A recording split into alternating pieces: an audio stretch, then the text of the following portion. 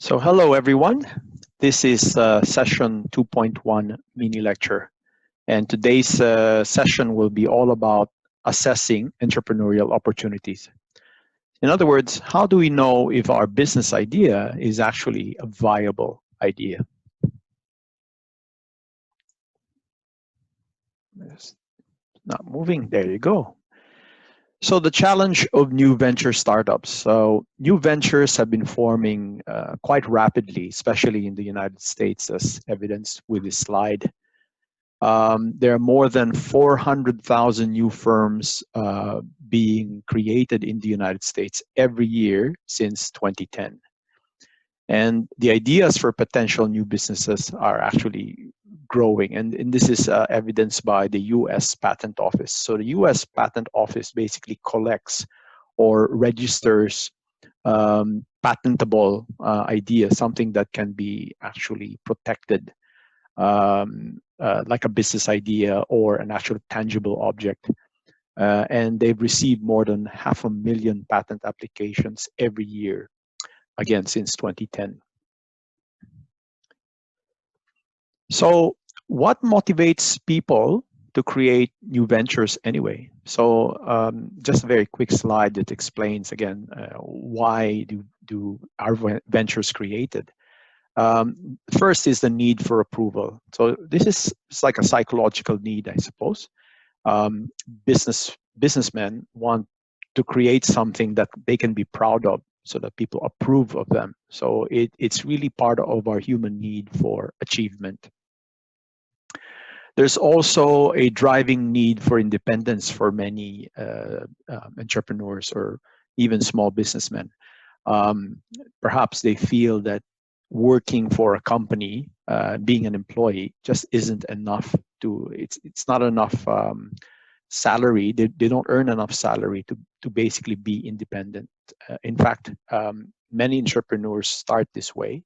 They may not be comfortable. They may not be wealthy, and they start out by wanting to be independent and perhaps live on their own. And in many cases, they end up starting a business from a garage of their family home. There's also a strong need for personal development. So you may be starting a business simply because you want to hone a particular skill that you have, and you want to improve yourself on certain things, or perhaps, again, it's just part of curiosity, trying to see where you can take an idea. There are entrepreneurs who also start their businesses from philanthropic considerations. So in other words, they're not really in it to make money. They're in it to help other people. And again, a great example of this is Thank You Water. So Thank You Water was created by these entrepreneurs who decided that they just didn't want to start any business. They wanted to start a business that could help people in poor countries access water. So so they created this business from bottled water. And you can find this in Melbourne. You can buy from shops this bottled water called Thank You Water. And the proceeds of that go to actually building wells for poor communities in India or Pakistan or places like that. A lot of entrepreneurs also feel it's a strong drive for wealth. So their perception of wealth is that they have to make money. Some entrepreneurs start the business simply because they want to reduce their taxes. They realize that instead of being an employee and paying a large amount in taxes, they're thinking, if I can start a business and charge my expenses to my business. For example, I'm in a home office, and I can charge the purchase of my table, the purchase of my computer. All of that can actually reduce my taxes, and therefore they decide, instead of becoming an employee, I'll just be an entrepreneur. Another motivation is because they want to follow famous people, perhaps a famous person that they admire. So a great example of this would be Elon Musk. Everybody admires the way he's built Tesla, the electric automaker. Okay, so this slide just shows us what makes a new venture perform well. So these are the elements behind a successful performance of a new venture. And you'll see that probably the most important factor is the environment. So in other words, what is happening in the outside world? You may have an idea, but if the idea doesn't really capitalize on a trend that's happening, like a social trend or a legal trend, political trend, etc., then that idea doesn't translate itself into a good performing business.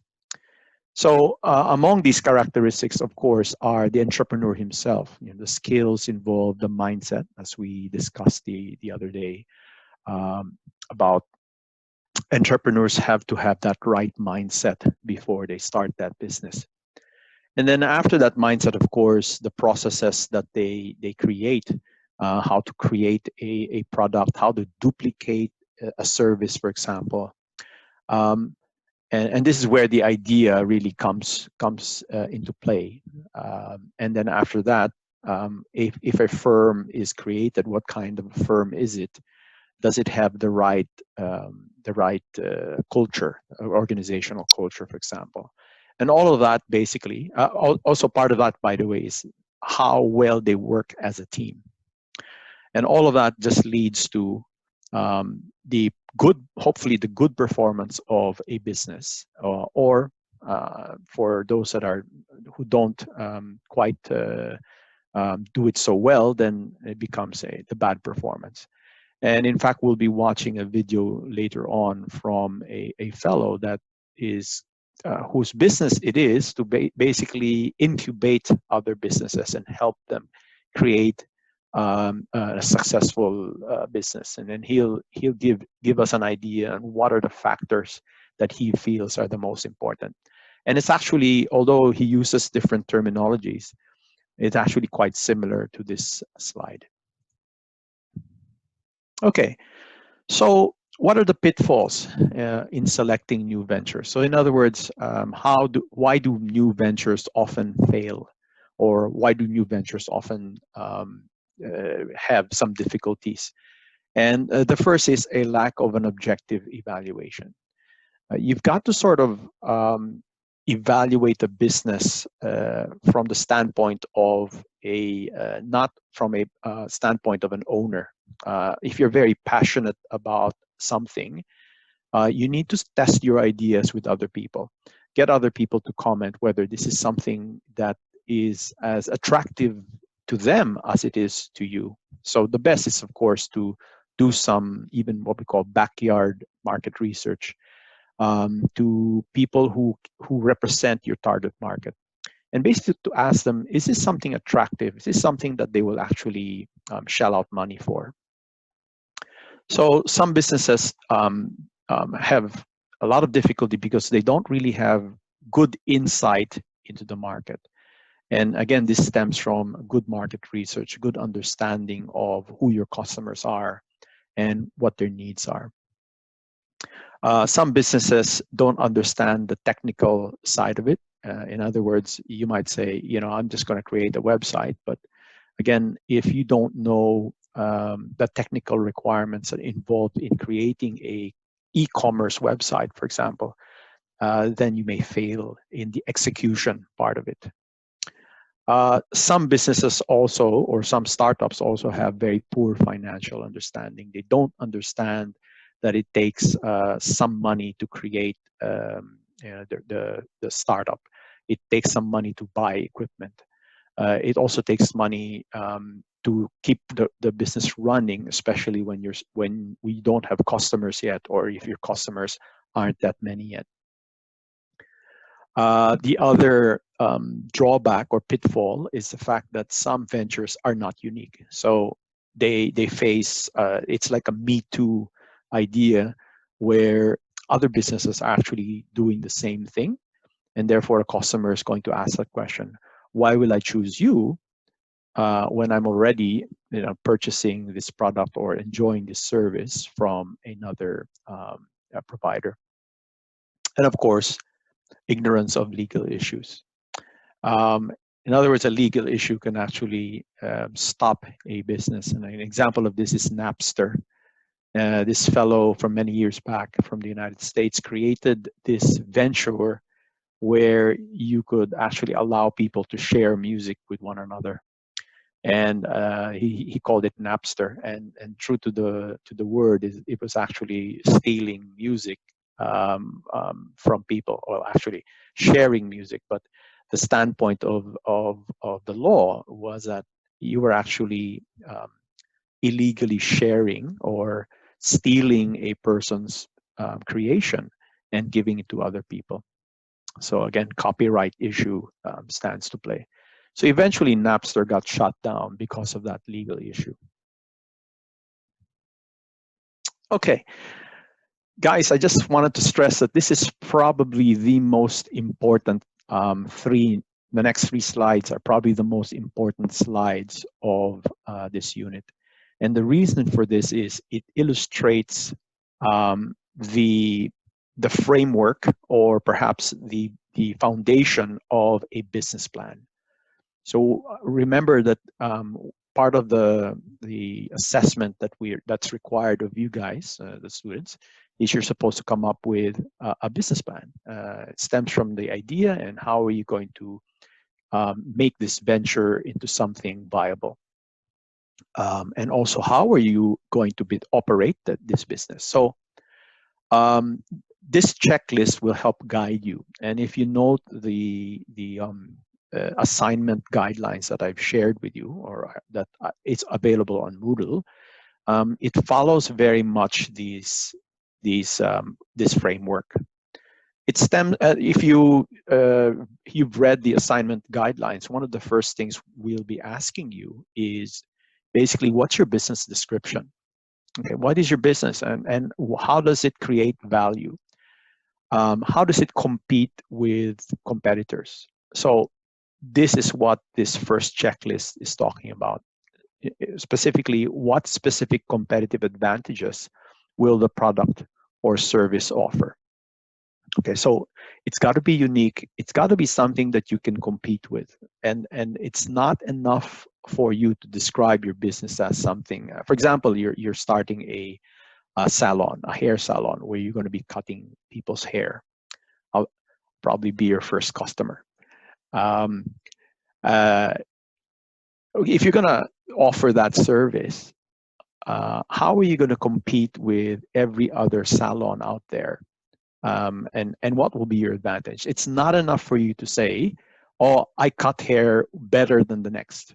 So you can't go around telling people, come to my salon because I'm really good at cutting hair. Everybody says that. How are you going to prove it? Why will your customers actually sit up and say, yeah, you're right, it's actually better hairstyle? So you've got to offer something that has an advantage, and basically something that's different from your competitor.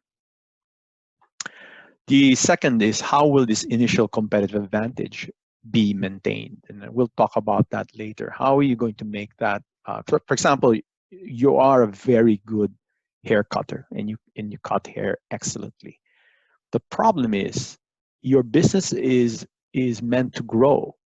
Are you saying that you're going to be cutting hair for all your customers? So that means that without you, your business is nothing. So how are you going to make sure that other people, your employees, can actually cut hair with the same skill as you?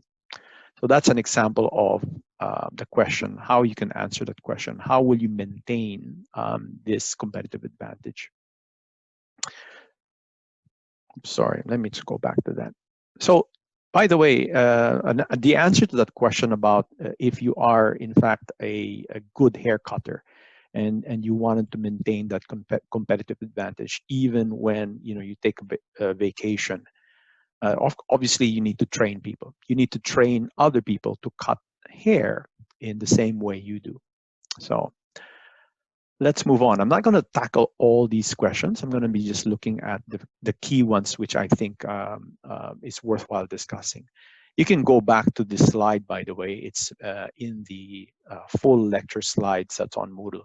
And I really would suggest that you have a look and try to answer each of these questions. By the way, your midterm will be similar to this. These are the types of question I will be asking during the midterm. So in terms of marketing, how much will be spent on advertising and selling? So what is the marketing objective?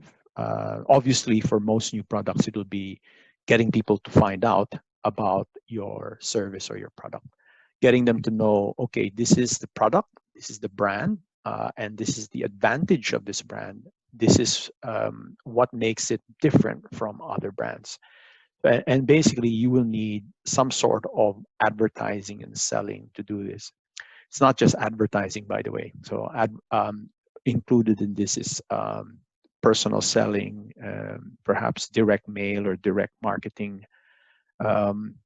It could simply be a wonderful website that's posted on Google and creates, you might have a search engine optimization plan, etc., to get your website to be high in the list when they do a search. Who will perform the selling functions? Now, if you're the person cutting hair, who's going to be going around telling people that, hey, come to my hair salon? It can't be you as well, because you're busy cutting hair, right? So you have to consider that you may have to hire someone whose main purpose is basically to sell or to greet customers in the front door. How will your prices be set? How will they compare with competitors' prices? So, these are the kinds of questions that determine, okay, what's your pricing strategy? Are you going to be priced higher because you're trying to tell your customers that, high prices mean that you are actually of good quality, and therefore they should be paying a premium for it? Or are you competing on price, which means that you're offering your prices to be slightly lower than your competitor, and you're saying, come to my store because I offer okay hair services, but you come to my store because I'm really cheap. And then next is, what distribution channels will be used? So if you, again, going back to the hair salon, will you just be having one store? Will you have several stores? Where will these stores be located? So these are the kinds of questions that you need to answer, which actually revolves around the 4 Ps, if you think about it. So the 4 Ps of marketing, and if you've taken your basic marketing course, you'll remember that the first P is product.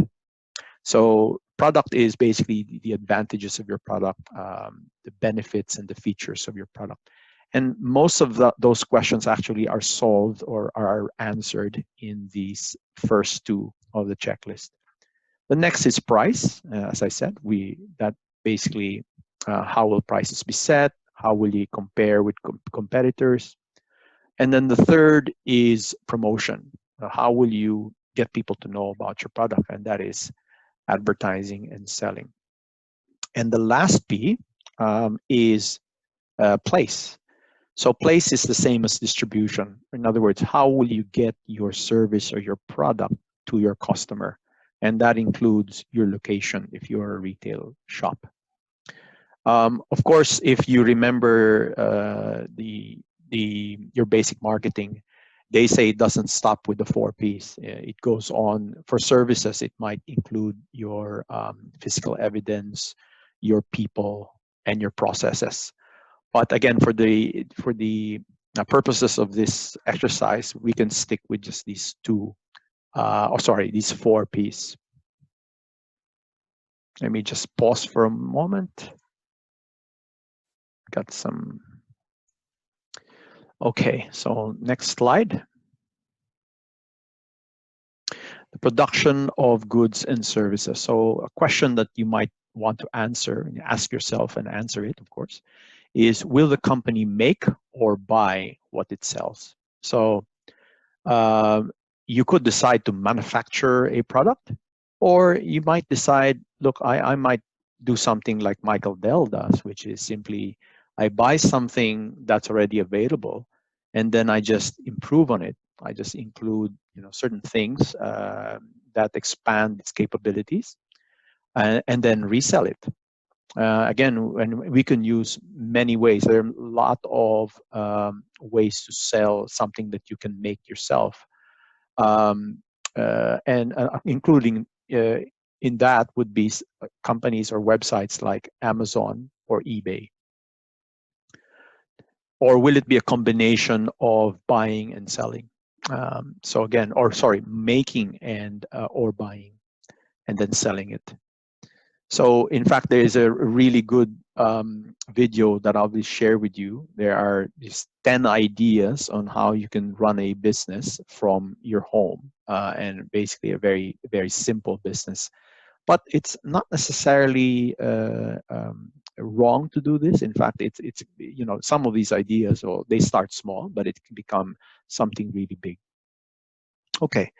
Are sources of supplies available at reasonable prices? So in other words, can you purchase your raw material um, at a reasonable price? And also, is this raw material always going to be available for you? Okay. How long will the delivery of supplies or raw materials take? So a really key question. But all of this, by the way, pertains to the operation side of it. And again, these are some of the questions that you need to be able to answer during your midterm. Okay, next question is staffing decisions in the venture. In other words, the human resource side of it. How will competence in each area of the business be ensured? So, for example, you might be a very good marketing person, but then you know nothing about hiring people. You don't know nothing about basically choosing employees. So that kind of a skill, you may need to find somebody to do that for you. Another competence that might be important would be finance, or accounting, and you may not have those strengths to do accounting or finance, financial management, and therefore you may need to hire someone to do that. Again, I'm going to have to. All right, we're back. Apologies for that. When you're recording something and the dog starts barking, then you've got to sort of do a pause. So we were talking about staffing decisions in the venture.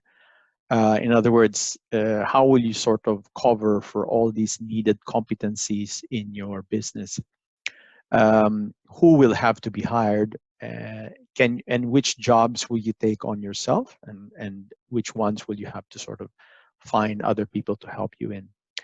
That's why ideally, if you've got a business partner, your business partner should have a strength that perhaps you don't have, and therefore there is a natural, synergy when you come together and do a business together. So who will have to be hired, by when, how will they be found, how will they be recruited? And when you're doing a startup business, obviously you don't have that much money, and many startups, what they do is they attract new employees by telling them, look, I can't really pay you much, but I will make you as a part owner. So shares of stock, in other words, will be the way you would compensate for these new people.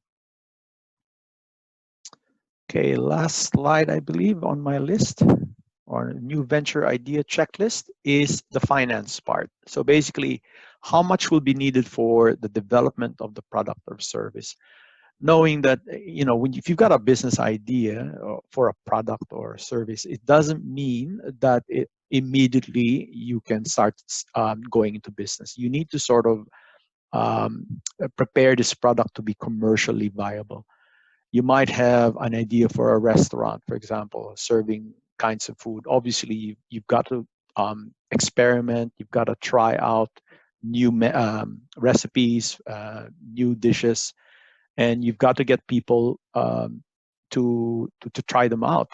And all of that takes a lot of money. Okay, so you basically would be asking yourself now what kind of money would you need to start developing that business or that product? How much will be needed for setting up operations? So you're starting a restaurant. What kind of equipment will you need? Um, Basically, will you need several stoves or something like that, or refrigeration equipment, etc.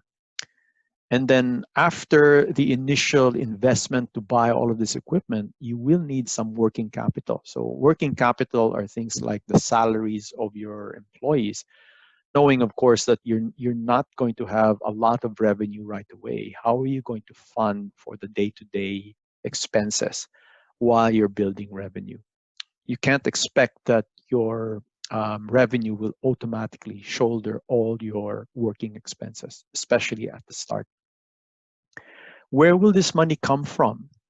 And if you need more, where are you going to get it? Um, so these are some of those, again, financial questions that you will need to do. Again, I'm not covering all the necessary questions. I would again go back to these slides later on, especially before you do your midterm and also before you finalize your business plan. And you've got to be able to answer most, if not all, of these questions. Okay, so why new ventures fail? Very similar to our previous slide about pitfalls or challenges. I'm not going to go into all these examples or all of these factors. I'll just go over a few of them. So the first is a product or market problem and relates to very poor timing. So in other words, you might have a great idea, but the timing is not quite right. I'd imagine if you're thinking of a restaurant right now, you have to consider when you're going to actually launch this restaurant because of the times. And we've got a crisis where people are staying at home, they can't go out because of the coronavirus. So I wouldn't start a restaurant at this point. But of course, all of this is going to end. Eventually, people will start going out. The government's going to allow them to go out. But other timing issues might pertain to do you know of any other business that's about to start at the same time as you, and they're very, very similar to your idea? So being first in the market may be something that you should consider. Now, the other is if you don't have a very clear idea about what what your business is all about, then that could be a reason for failure. Let's just okay. So an example of an unclear business definition might be the experience of Blockbuster Video. I don't know if you remember that company. Well, basically, they had thousands of stores around the neighborhood, around Australia, around the United States, and they thought their business definition was that they would rent out these DVDs to people who wanted to watch movies, and basically they had physical stores that people would go to and rent their DVDs from. And so it was pretty successful until they realized that, of course, there's a better way to do it where you can actually download the movie straight and keep a digital copy of it. And therefore, they thought they were limited to a physical location, and they were basically renting out physical DVDs. But then another example would be Netflix, where early on they realized that they weren't just in the business of renting out physical DVDs. They were more in the business of actually providing entertainment. It's a very broad category. And part of that is basically realizing you could deliver these movies, not in a form of a DVD, but actually perhaps charge for a subscription. And with that kind of a subscription, people could access thousands of movies and basically watch as many as they can. So it's a very different way of defining your business as opposed to that physical, tangible rental of DVDs. So another reason why new ventures could fail is basically you may have realized that you borrow money to start your business, and you're basically beset with these interest payments that you need to pay for. And many businesses do that. They're undercapitalized. They don't have enough money to start with, so they borrow money, and they may be earning well. The revenue could be quite good, but it's not enough to pay for the interest expenses that they need to shoulder. And lastly is the human resource problems. And again, it's related to what we were talking about. You're a barbershop. How do you hire people, the right kind of people? How do you train them so that basically you can extend your business into other branches, or perhaps actually go on vacation and your business can still run? So, again, these are some of those factors that can affect your business. Okay, so the next slide is about the design methodology. In other words, it's a concept where you're looking at your business, and you make sure that your design of whatever product or perhaps your process is actually up to speed. And design is a process that shapes and converts your initial ideas into something that's more concrete and more basically tangible. If we can just, perhaps I can move myself here.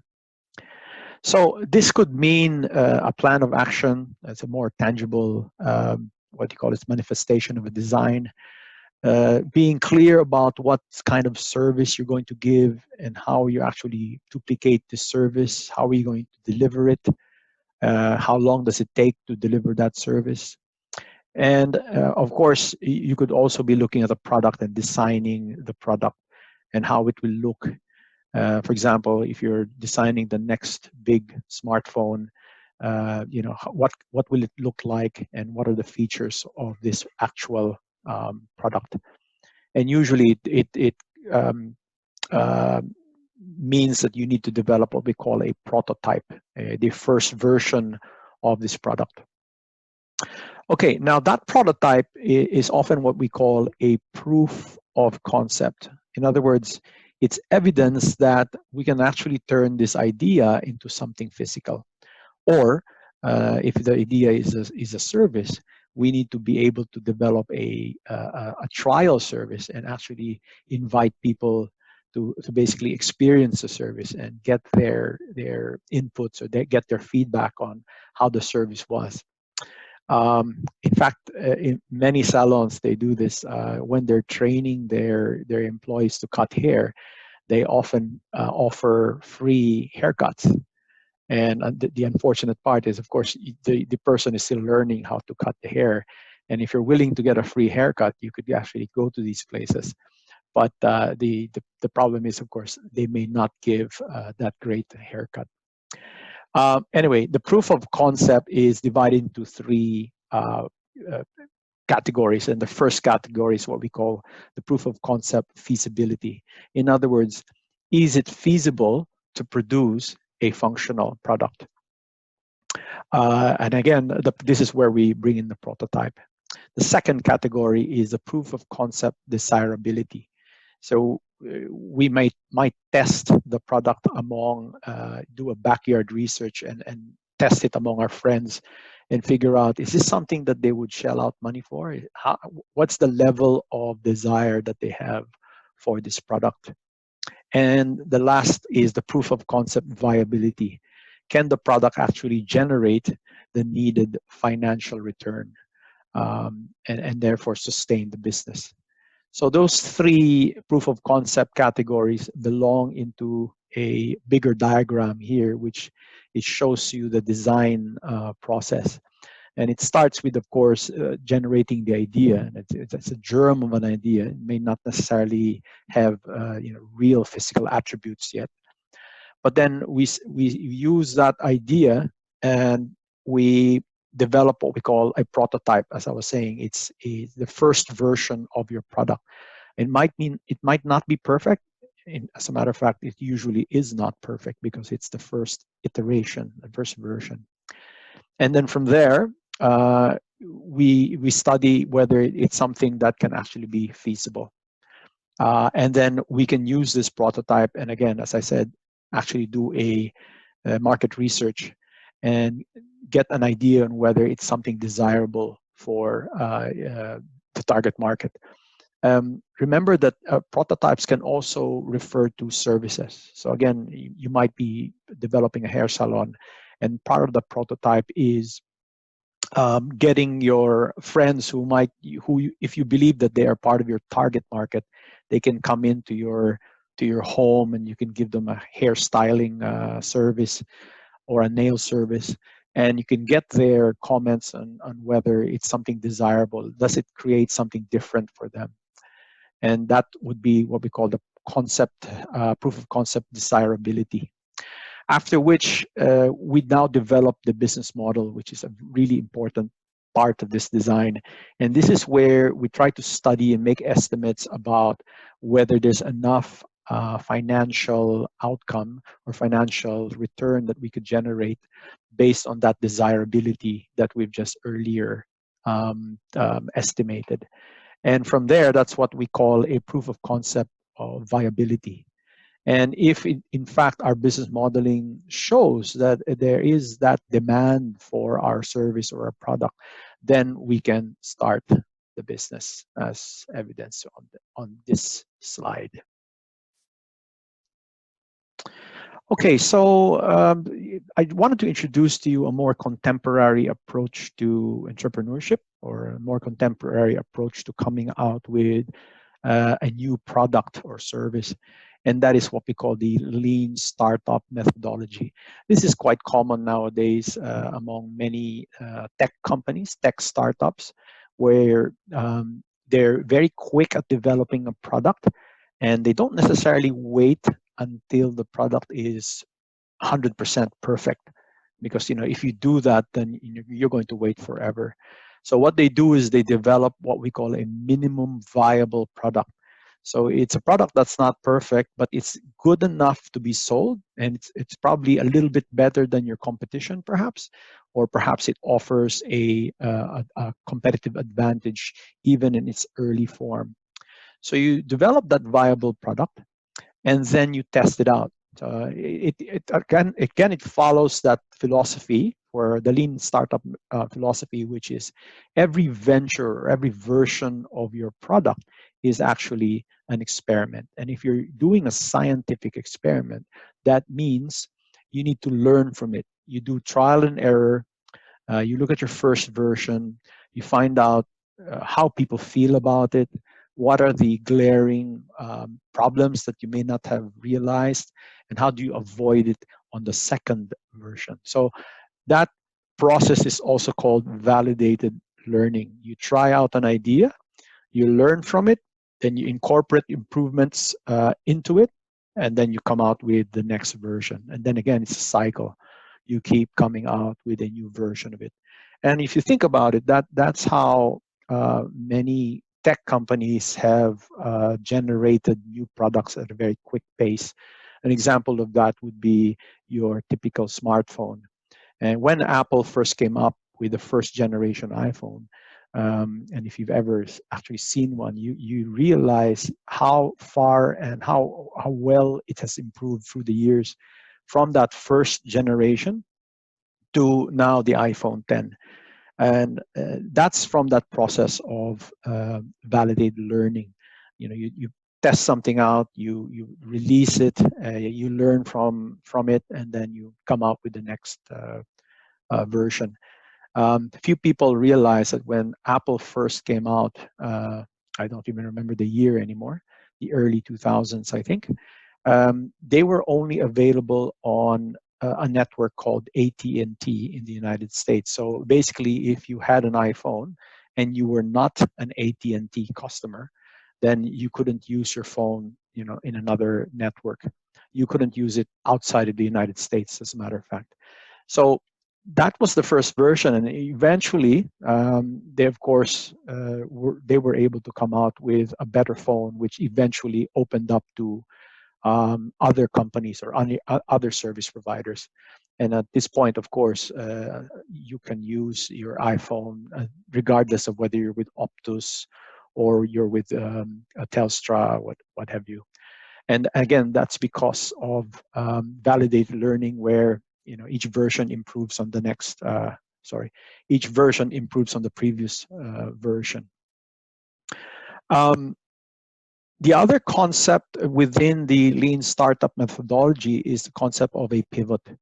At some point in time, as you're developing prototypes or versions, and your versions get better and better, you might realize that you may need to completely do a shift in the way you're seeing things and completely deliver a product that is completely different from your initial version. And again, an example of this would be Netflix. Netflix, very few people realize that when Netflix started, it started as a mail order company. What you would do was you would order a movie, rent a movie. I think by that time they already had a website where you could shop around for a movie. You would order the movie, and if you're renting it out, you pay via a website perhaps. And then this would go to their product fulfillment, and where an actual DVD would be plucked out of their warehouse, and that would be mailed to the customer. Customer then watches the DVD, and after watching it, that person mails back the DVD. So it was a really it was a process, a difficult process, I'd say, very time consuming. But then a lot of people liked it because then they don't need to get out of their house and perhaps go to a shop to buy or to rent a DVD from Blockbuster. But that was working well. But then they did a pivot. Netflix eventually did a pivot based on that definition of their business, and they decided to offer streaming movies when the technology was perfected. And that pivot actually was quite successful. And Netflix, as you know it, of course, you get a subscription to it, and you can watch as many movies as you want to within that subscription that you pay for.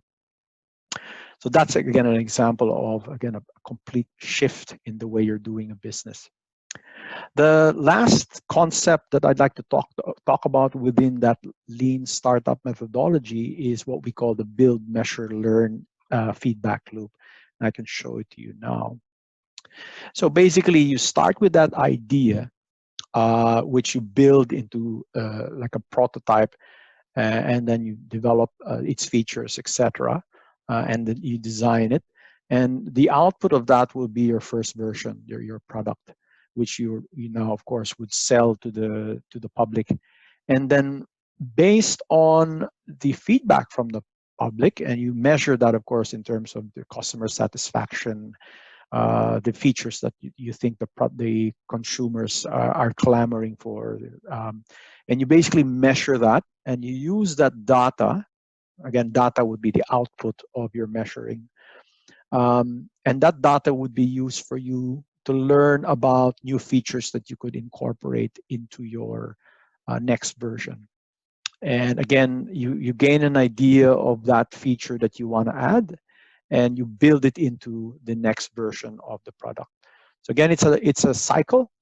It starts with that idea, you build from it, you measure satisfaction, you measure how well the product has performed, and you use that data to learn about how you could improve your product, develop ideas, and then again go back to building a new version of your product. Okay, that's the end of today's mini lecture.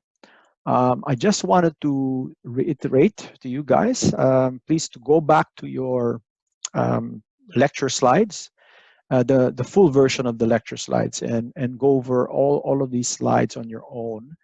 And I wanted to, again, stress and point out the 3 very important slides that you need to go back into. Let me just get into that. Again, this slide is a checklist of when you're developing a new idea, a new venture. And this checklist represents, of course, the your business plan. The foundation of your business plan comes from there. So review this, try to answer the questions that are being asked for, and that actually will be the basis of our midterm test in week 4. Okay, so that's it. Thank you and see you soon.